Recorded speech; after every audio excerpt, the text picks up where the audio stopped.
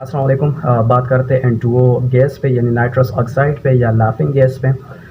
Laughing gas اس کو اس لیے کہا جاتا ہے کہ یہ جو ہے نا ہمیں دورے جو ہے نا انسان پہ آتے ہیں ہنسنے کی، وہ انسان مسلسل ہنستا رہتا ہے اور وہ اس قدر ہنستا رہتا ہے کہ مطلب اگر آپ اس کو دیکھ لیں، کوئی بھی نارمل انسان اس کو دیکھ لے تو وہ بھی مجبوراً ہنسنا اس کو پڑ جاتا ہے کہ اس کو کیا ہو گیا ہے، یہ تو پاگل ہی ہو گیا۔ تو یہ اس لیے اس کو لافنگ گیس کہا جاتا ہے۔ اس پہ بات کر لیتے ہیں اس کا جو میکانزم آف ایکشن ہوتا ہے۔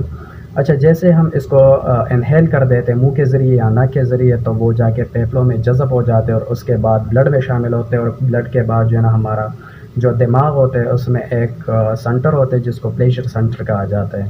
اس پلیجر سنٹر کو یہ گیس جو ہے نا جا کے اسٹیمولیٹ کر دیتے ہیں، اور پھر جو خوشی کے جو ہارمونز ہوتے ہیں ڈوپامن، اس کا اخراج کیا جاتا ہے اس گیس کے ذریعے، اور اسی طرح پھر جو ہے نا انسان کو دورے پڑنا شروع ہو جاتے ہیں اور وہ مسلسل ہنستا رہتا ہے۔ ایک تو یہ، دوسری بات یہ ہے کہ یہ سی این ایس پہ بھی اپنا اثر جو ہے نا وہ دکھانا شروع کر دیتے ہیں، جو سینٹرل نروس سسٹم ہے ہمارا۔ اس کے ساتھ ساتھ این ڈی ایم اے کچھ خاص قسم کے ریسپٹرز ہوتے ہیں ہمارے جسم میں، جو ایک جگہ سے دوسری جگہ تک جو ہے نا جو درد ہوتے ہیں وہ لے کے جاتے ہیں اور ہمیں پھر اسی طرح احساس ہوتا ہے۔ تو یہ جو گیس ہوتا ہے نائٹرس آکسائڈ، یہ جا کے اس ریسپٹرز کو بلاک کر دیتے ہیں اور پھر اسی طرح ہمیں احساس نہیں ہوتا ہے درد کا۔ اچھا، اگر اس کے استعمال کی میں بات کر لیتا ہوں تو میڈیکل میں بھی اس کے بہت سے استعمالات ہیں اور میڈیکل کے باہر بھی اس کے استعمالات ہیں۔ میڈیکل میں اگر میں بات کر لوں تو جو ہمارے ڈینٹسٹ حضرات ہیں، جس کے کام جو ہے نا وہ مریضوں کے ساتھ جو دانت وغیرہ کے پروسیجرز وغیرہ ہوتے ہیں چھوٹے موٹے، اس میں اس کا استعمال کیا جاتا ہے ایز اے نشہ آور۔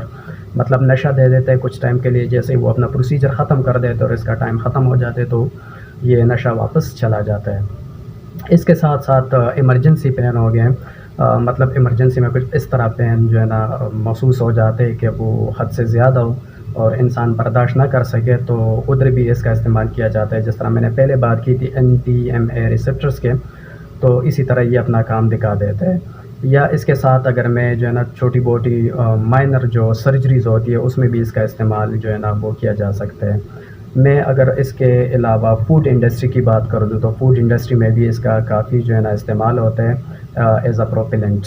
یا اگر آپ لوگوں نے دیکھا ہوگا جو سپریز وغیرہ استعمال کیا جاتا ہے ایز اے پریشر ایجنٹ، اس کو استعمال کیا جاتا ہے۔ اگر اس کو آپ تھوڑا سا دبا لیتے ہیں تو وہ بہت پریشر کے ساتھ اس کے جو پارٹیکلز ہوتے ہیں وہ باہر آ جاتے ہیں اور اسی طرح وہ ہوا میں پھیل جاتے ہیں۔ تو یہ بھی جو ہے نا ایز اے پریشر ایجنٹ کے طور پہ استعمال کیا جاتا ہے۔